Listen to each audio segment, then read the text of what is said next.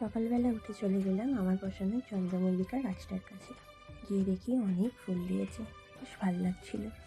তো hello guys, good morning. আমি কণিকা, আমার নতুন ব্লগে সবাইকে ওয়েলকাম। সবাই কেমন আছেন? আশা করছি গাছে জল আরে মাই দেয়, আমার দেওয়ার সময়ই হয় না। তো মা ওদিকে রান্না করছে, গিয়ে দেখি মা কী করছে।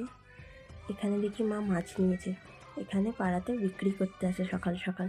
তো এখানে মা রান্নার প্রস্তুতি করছে, আর আমিও এখানে একটু সকাল সকাল স্মুদি দিলাম, কিছুটা কাজু আর কিছুটা দিলাম আখরোট, কয়েকটা দিলাম আমন্ড, তারপর দেব খেজুর আর দেব কিচমিচ, তারপর দেব একটু মিল্ক এবং কলা।